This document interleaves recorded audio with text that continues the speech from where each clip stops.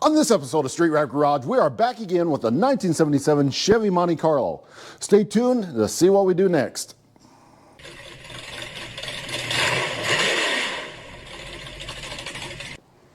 So the last time we worked on the Chevy Monte Carlo, we yanked the engine out of our 69 Chevelle and dropped it into the Monte Carlo. Now the Monte Carlo has not run in years upon years upon years. And even when it did run, it didn't run well. I've put a lot of engines in this car since 1987 is when I bought this car. I bought this car in 1987 when I was something years old. And it has sat more than it has been driven. I think it only has 80,000-ish miles on it. I can't remember. And I have always had big plans for this car. We were going to, well, originally I wanted to put a big block in it. And that actually did have a big block in it for a little while. That never came to fruition. It was just sitting in the car. I took that big block out. It went somewhere else. I sold it. I don't know what happened. I traded it for something. I wanted to LS swap this after it sat for 20 years. So I got an LS engine. It's all ready. It's sitting over there in the corner. I even bought a turbo and the headers and the stall converter, all that stuff for this car. And then decided, I don't want to do that. Then we were going to hell swap it. We were going to Hellcat red eye swap it. And maybe still do that one day. I don't know. I don't know where we're at this point. So we have a Hellcat red eye engine. We have engine mounts. We have an ECU. Everything except the knowledge to put it in, pretty much. Maybe thinking about not doing that because I don't think the transmission is going to fit through the transmission tunnel. I do not want to cut this car at all. I've already hacked enough on this car. We're not cutting the transmission tunnel out of it. So years are going by and it's just sitting. So I just made the corporate decision to get this running again. It doesn't matter what engine is in it, but it does matter if it's running or just sitting there. I had put new brakes, calipers, rotors. I put a new rear end under it. I put some suspension components underneath the back, trailing arms, in preparation for the LS swap. That didn't happen. Now those parts they're starting to get rusty because it's not going anywhere, sitting around. So we can't waste that money. We took the Chevelle engine out of the 1969 Chevelle. This is actually an engine that came out of, it was in like a 69 truck, but the numbers show that it came out of like a square body truck. So this is your common garden variety, everyday run-of-the-mill 74, 5, 6 to 80 something square body truck. Maybe a 4-bolt main, maybe a 2-bolt main. We don't know. I didn't take it apart to find out. It's a Chevy engine. It's a 350. It runs and it runs good. That's all we need. Let's get this thing running and make it kind of great again. Now, if you have not watched the last episode, I am going to go ahead and link it right here.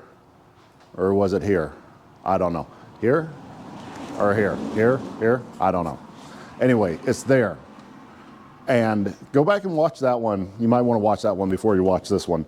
But you know, the gist of it is we pulled the perfectly good running engine out of our Chevelle and put it in the Monte Carlo. That's basically it. It was a struggle, but we got it in there.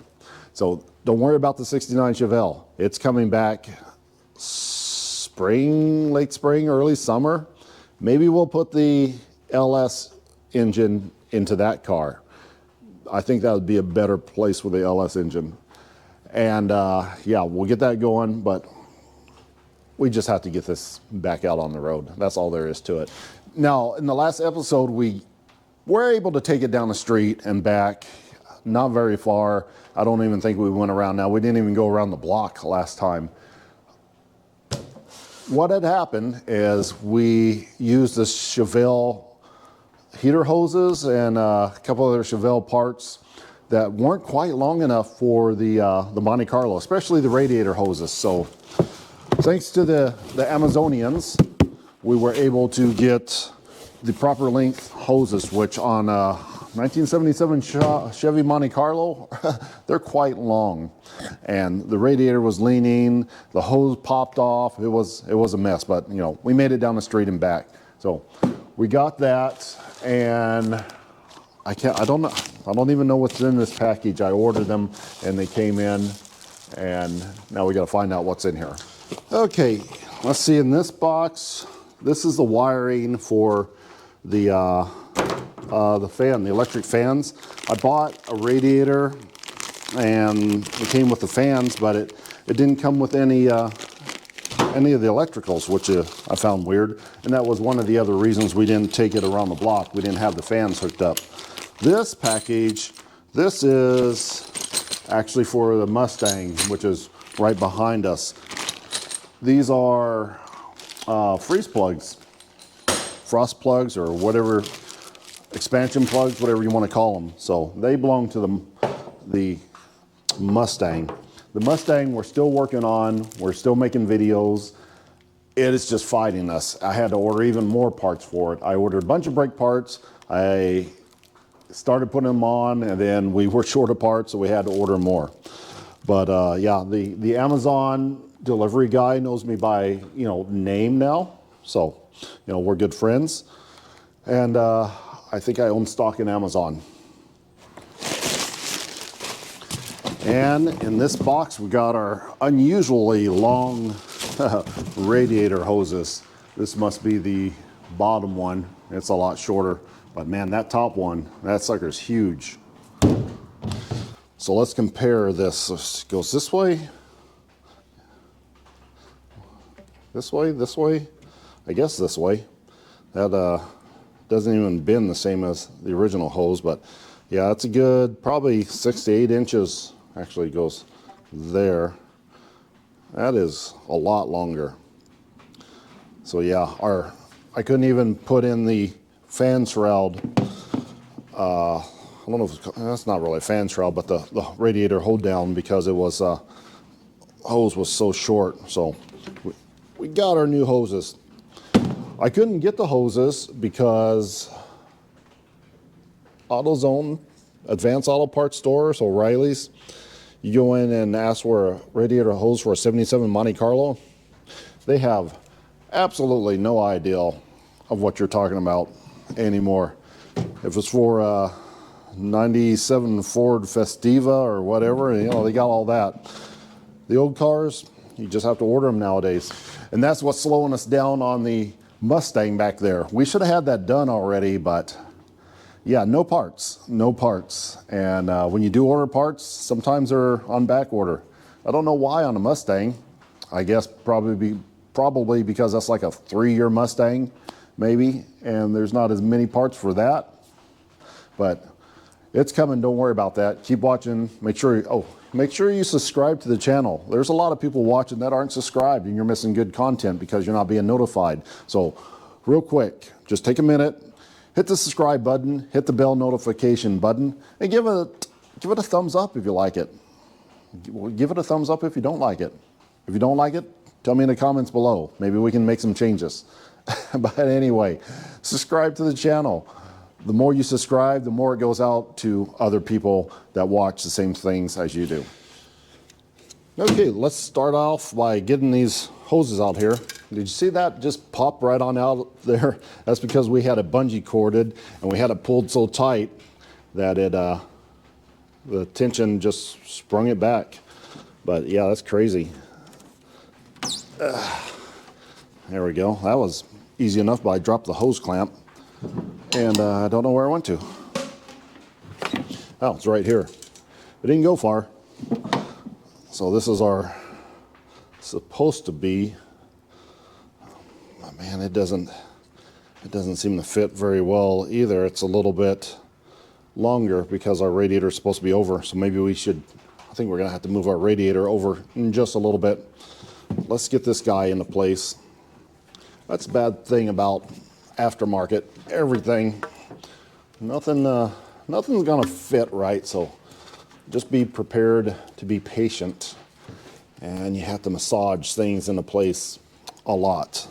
So we got our stock location radiator hose with our non-stock radiator, which is way off now. Maybe we can bring this over some. This is a vacuum can. Well, it's not even, I didn't even bolt that down, did I? So now the reason I had this can is because I had dropped an engine in it that had a big cam.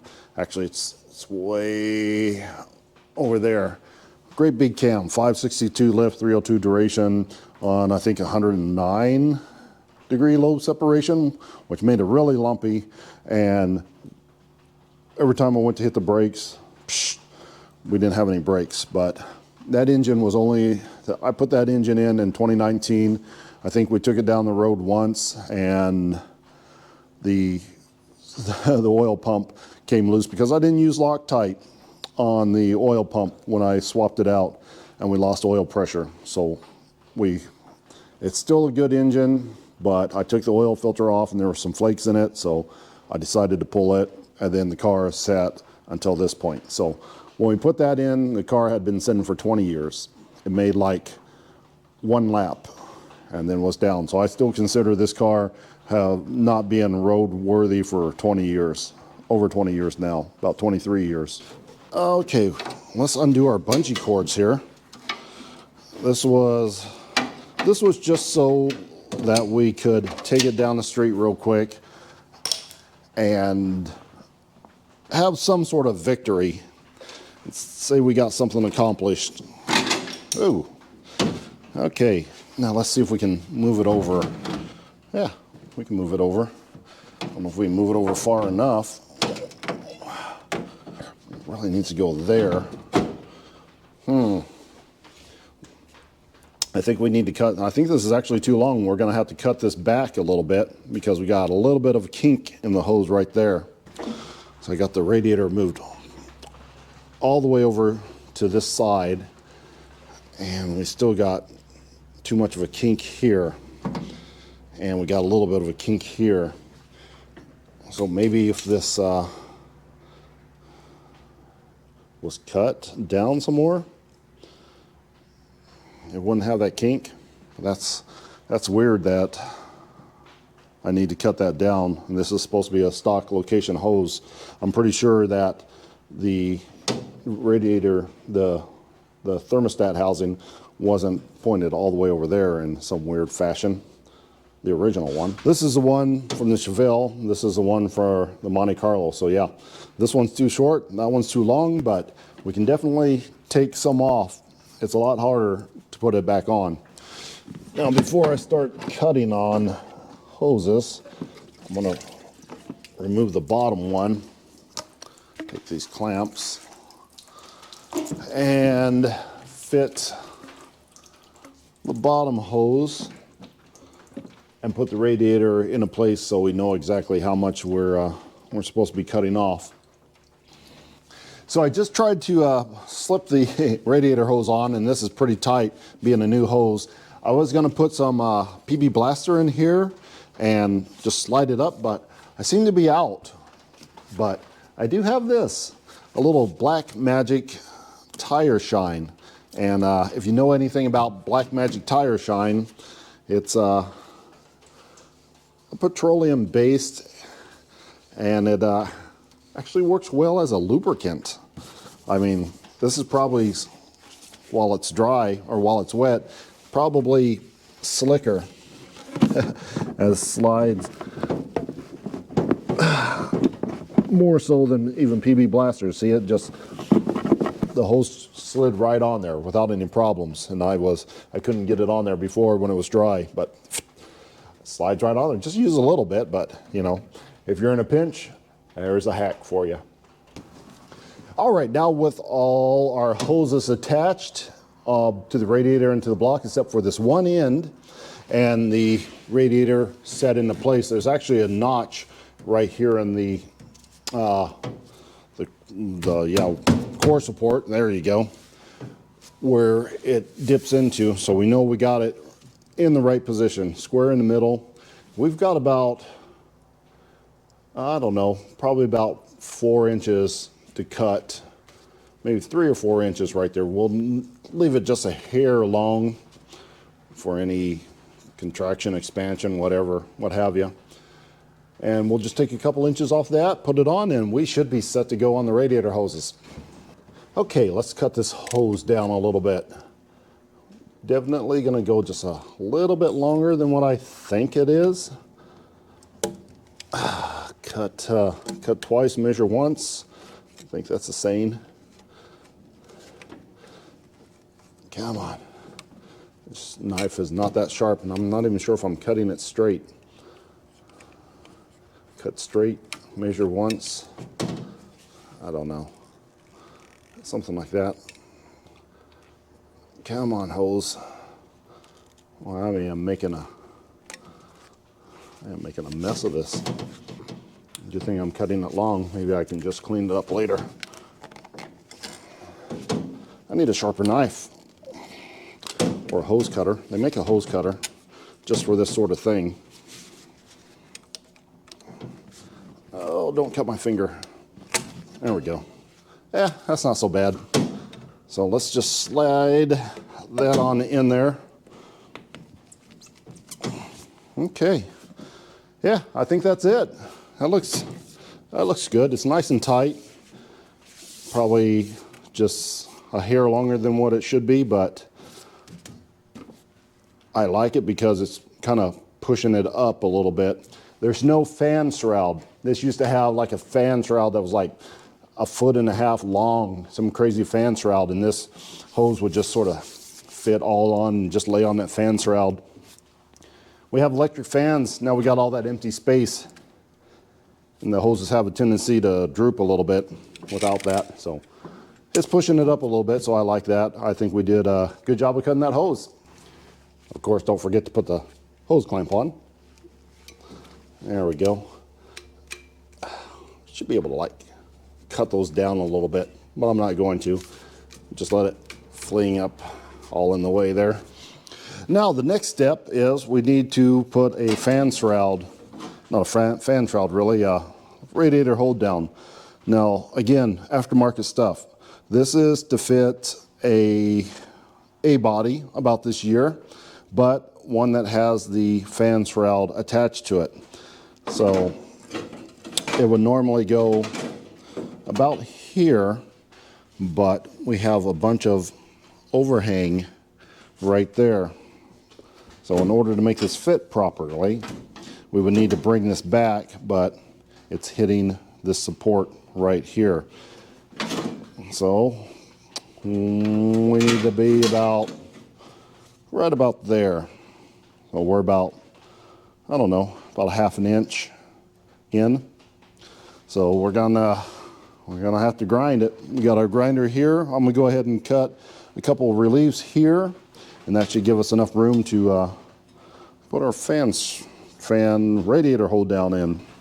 All right, I made my cuts. A big one here, a small one there, and we can hopefully put this right into place.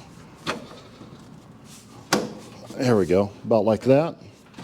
And we're gonna have to drill us a couple holes through our core support, which I really didn't want to drill holes into the core support, but it's no big deal. One day maybe we'll come in here and just make a nicer radiator hold down that goes, all the way across. Something a little bit nicer. But for now, this will do the job.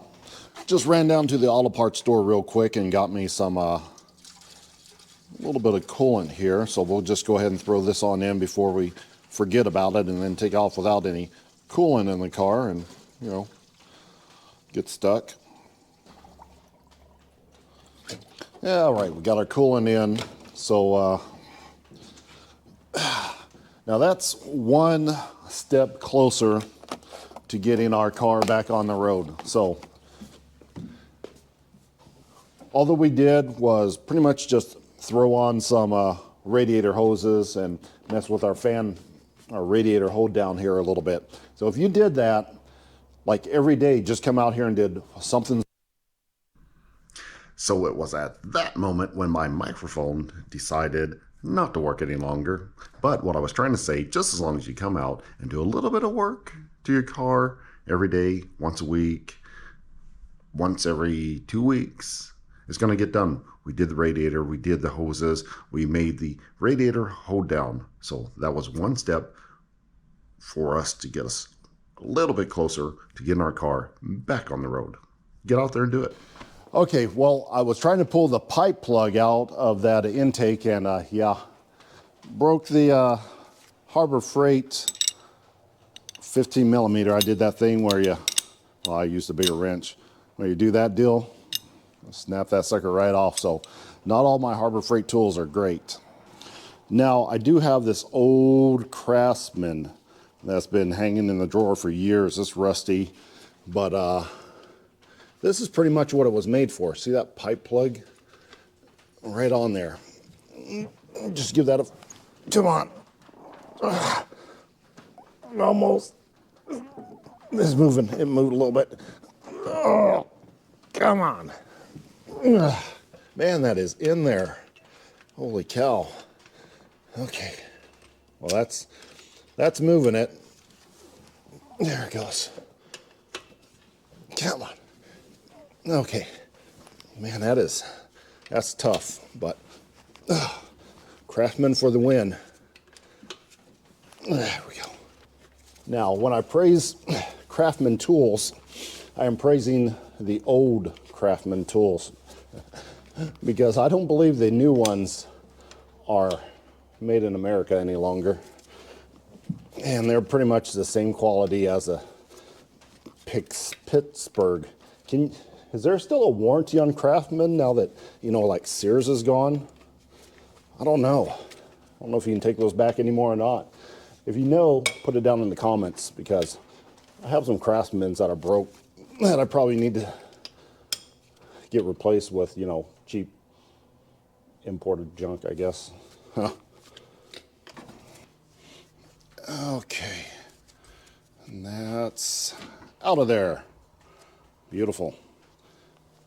See, I don't know why people use these pipe plugs. I mean, it's not really a plumbing project. Maybe I can put that over here where the heater core, somebody blocked this off, probably me.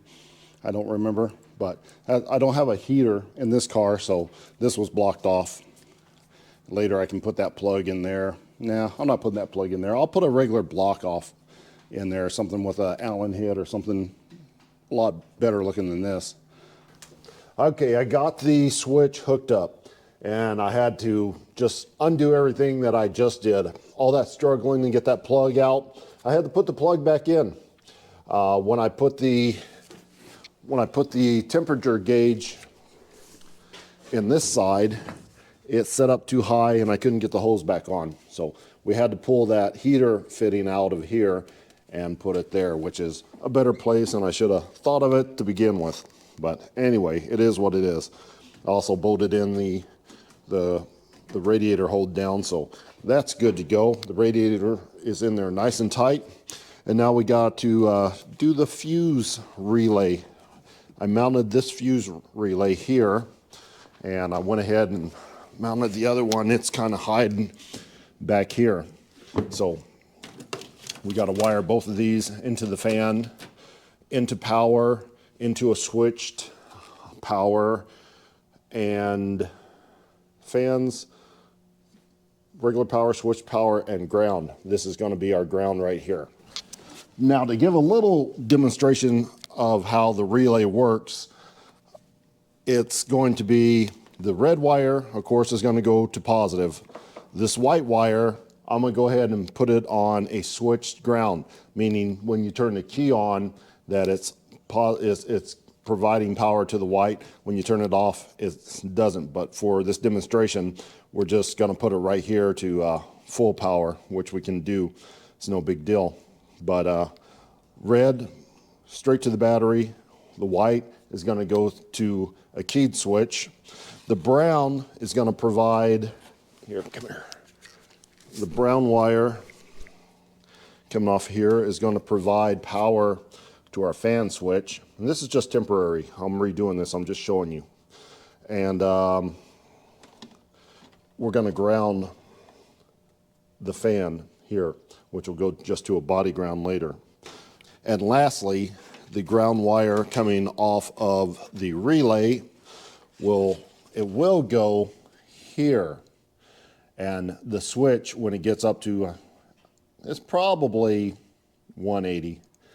When it gets up to 180, it'll cause a ground. So to simulate that ground, we're just going to go to this ground. And that turns on our fan. And then when it drops down to probably about 160, 170, this will kick off. And as you can see, it's not hot, so it doesn't give us our ground. So now the problem, whoops, see, I just grounded it accidentally. Now the problem with this, if it's, I don't know what the temperature is and when it's going to unground, so I'm going to have to figure that out. And I'm going to have to match the thermostat to whatever this ungrounds at. So it's going to ground at about 180, and then it's going to unground at about 165. Now, if you have a 180 degree thermostat in here, the temperature is never going to drop below 165, and this will never unground, and your radiator, your fans will constantly run. So we got to figure out that. So I don't even know what's in here. So we'll have it started up come spring when we're driving this. We'll probably carry a couple thermostats and switch them out until this works appropriately. But for now, I'm gonna wire this up real quick, and then we'll come back and have a look at it. Okay, I got the fans wired in mostly. I don't have the wires tidied up, but they're all there, and we can have a look and see a little bit better how the final product is going to be. So pretty much our fans are wired to our relay. We're using this for a ground wire to run the fans. So the fans have to have their own ground wire. So fans have the ground wire. They have their positive. Actually, this positive is feeding. This positive right here is feeding the this guy right here, the relay. Thank you. And this brown wire is feeding the positive to the fans. So where is it at? The white wire right here. We have it going inside the cabin, and it's on a switch positive. So when we turn the key on, that's the only time that it'll get power. If we don't have the white wire on a switch key, it'll just keep running after we shut the car down and the car is still hot. So if the car's 180 degrees and it only clicks off at 165 degrees, if we come up to, park the car and it's 180 degrees and we shut the car off, it's still going to continue to run because it would have power. So that's why we have switch power. This will kill it while we're parked and it's over 165 or whatever. So this is the wire that goes to the temperature switch. I just have it unplugged right here so we can simulate the ground because it's still not hot. So right now the fans are not on because we do not have power from the key. So if we turn the key on, and that activates our fans. And so because we have the ground wire running to the negative on the battery, simulating that the switch is closed, completing the ground wire, the fans are running. So when we come up to a stop and turn the car off, the fans stop and we're good to go. Now I'm just gonna disconnect our makeshift ground, plug it back in here to the power switch, and then took all these wires into place, kinda, for now, because we're still not done. This all needs to be cleaned up some more. So I'm gonna hang these to where they're kinda out of the way, and then we'll go back a final time and then wire loom all the wires after we have all our wiring, anything else that we might need installed. So we're just gonna hang these kind of loosely so they don't get burnt or short out against anything. Then what do we need to do? We got our fans wired up. We got, what else? I can't remember what else we were doing, but we were doing something. Our radiator mounted down and in place. We got our hoses on. We kind of got I messed with the timing just a little bit more, so it's a little bit better. I fixed the kickdown cable, which I still haven't got it hooked up, but I got it ran behind the firewall as it should be. I put another belt. It needed a belt for the alternator, so we went down and got another belt for the alternator. And yeah, we still have a few things to do. I have to order fittings for our fuel system. We have to make a fuel system. We won't do that in this episode, but this is just to get this wrapped up to make it a little bit more drivable. One more step to getting it back on the road as a daily driver if we wanted to do that. Moved a few things around, and now it's time to get our fiberglass hood back on. And this is, even though this is a light hood, this is a little bit difficult to do on my own. And if this was the original hood, or this was a nicely painted vehicle, I definitely would not be doing this by myself. I'm just sliding this hood all over this car. Let's get our hood prop in place, also known as a snow shovel. Well, there goes a snow shovel. Oh boy, this is not good. Got one in there, and let me try to get one in the back here. Just as long as I can get it to hold into place, we will be good to go. Okay, there we go. Wow, that was definitely a struggle. Can you imagine? The original hood's probably 3 times heavier than this, and just as awkward. Okay, now I'm just lining this up a little bit to where the old marks were and tightening it down. It doesn't have to be perfect. It just has to close good enough, because like I said before, we have to redo everything. We're just getting it mocked up, basically. I mean, it still needs to be sanded. The hood needs to be sanded. The fenders need to be sanded. It needs to be painted some more. Lots of stuff that needs to be done, but it has to run, it has to drive, and that's what we're here for. Now let's see if we got this close enough. These big hoods, even the fiberglass ones with the light and springs, you sort of got to move side to side. Oh yeah, it's a little wide. It's actually a little wider on this side than it is this side. This front looks good. I mean, I put these fenders on. I put the front end on. I can't remember, the front end went with the fenders and the hood, but it's all out of alignment. So the gaps they're not good, but they're okay. So yeah, that should be good enough. Let's see if she'll start up. Okay, hood's on. Wiring's okay, kinda. I'm still running the boat tank, so I'm gonna go ahead and hook that up to the positive here, and the boat tank is now active. Now let's see if this will start up real quick. Just gonna jump in here. The battery, I already charged it up. Give it a couple pumps. There she goes. All right, hopefully that'll stay running. It's a little bit cold today, and the choke is wide open. Back down with the hood. All right, we had antifreeze in it, right? I think we put antifreeze in it. Pretty sure we have plenty of antifreeze. We're gonna go around the block. So this is actually gonna be the first time all the way around the block, because last time we just went down the street, didn't feel right, and we came back. So hopefully we can make it around the block all the way this time. Come on.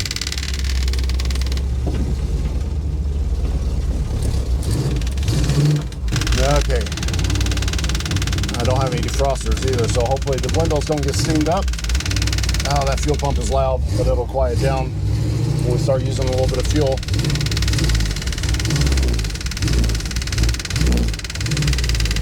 Come on.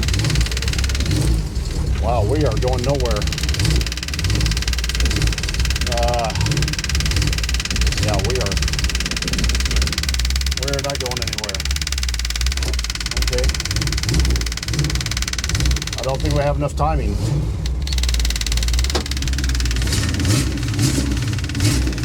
Okay, I got the hood up here. I'm gonna give it a little bit more timing.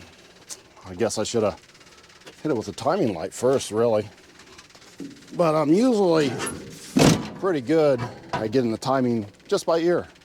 This time, maybe not so much.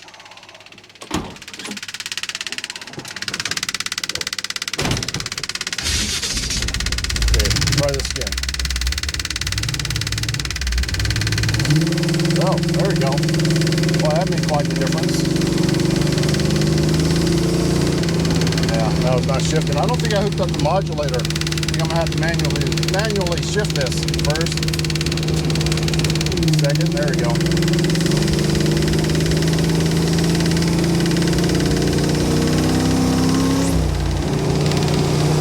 Oh, come on, third. There we go. Third gear. All right.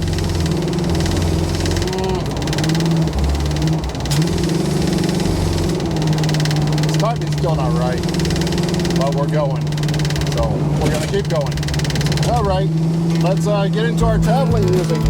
Hopefully that'll carry us all the way around the block. Here we go.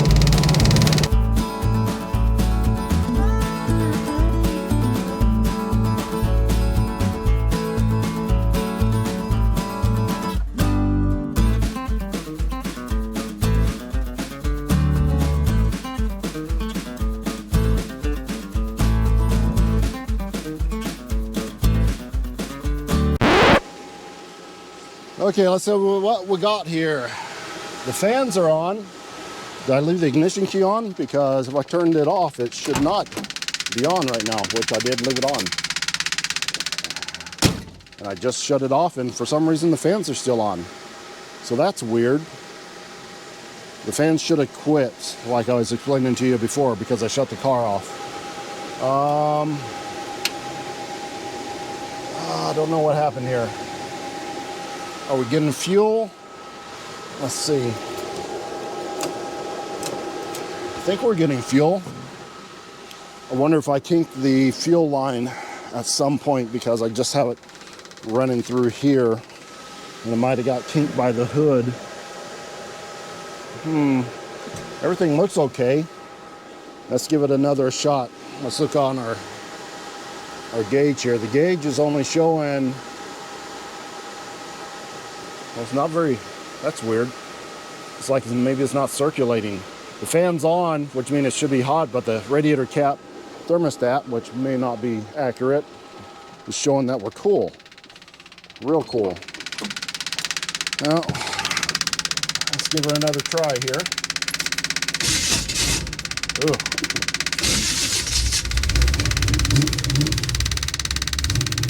Okay. Timing seems... timing's still off. This is a mess. Let me try adjusting the timing some more. Okay, I adjusted the timing, retarded it a little bit.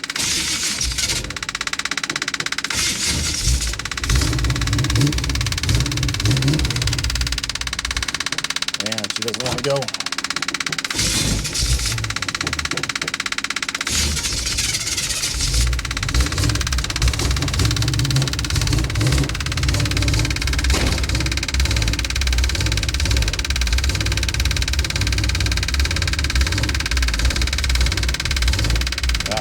Good. I'm moving it a little bit with the hood up just to get it off of this hill that I'm on right now. That's why I'm speaking down so I can see underneath the hood. Man, she's not good. Not good at all. Ugh. Okay, more adjusting on the timing, close the hood, and hoping that's going to do it. Ugh.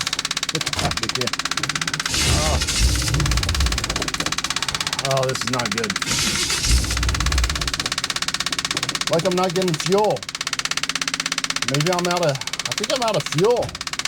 This pump isn't pumping, I don't think. I think that's the problem. I think I just put fuel in it, a bunch of fuel. And I don't think the pickup working very well. This thing has a pickup tube. It's kind of bent a little bit, and I don't think it's picking up good enough. So I'm gonna let this pick up a little bit. Hopefully we'll get some more fuel in it, and then hopefully we can make it back to the house or the shop. Okay, see, it quieted down. So that should mean that it's pumping now. When it's loud, that means it's not pumping. Okay, come on, give it another try. Let's go. Oh. Okay, ready to go? Yeah, that is our problem. We actually ran out of gas, even though we had gas in the can. Okay. Well, back to the music.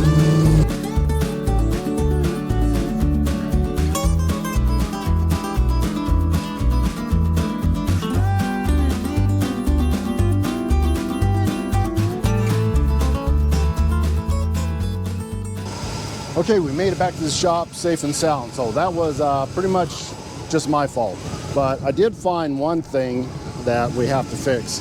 I didn't think it would be a big deal, but watch the vacuum. You see the vacuum? Where's it at? The vacuum container. Where's it at? Watch. See it moving?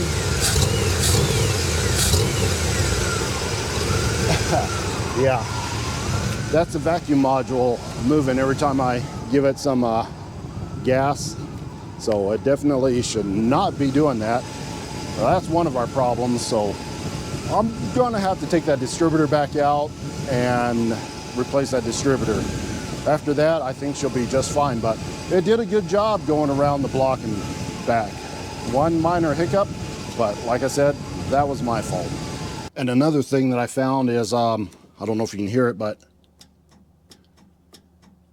if you can hear that relay clicking in and out every time I give it power, it shouldn't do that. The key's off, so I should be getting no power inside. So I'm guessing that's the reason our fan was running, because it's getting power all the time when I have the battery hooked up, which is going to cause a draw. So we're going to have to leave the battery unhooked, and then later we're going to have to go look for that electrical anomaly. But I think we're going to go ahead and call that a win. We did technically make it all the way around the block, even though we had to stop once. But again, my fault. We would have made it all the way around without too much of a problem if it hadn't been for me not filling the gas can up enough, and I had to tilt it to slosh the fuel back to the pickup tube. So yeah, next up, what is next up? I don't know what should we do next? Well, we have to fix the electrical issue, so it's not draining the power. But I think we're going to work on the inside. I have a carpet kit for it, and I have some panels for it. So I think the next thing that we do on this car will be to work on the interior. We got it running. A couple small things. We need to change the distributor and fix the wiring. And that's it on the running condition of it. I think the engine is pretty much good to go right now. So let's start on a little bit of the inside cosmetics. So that's going to wrap it up for this episode of Street Rat Garage. Until next time.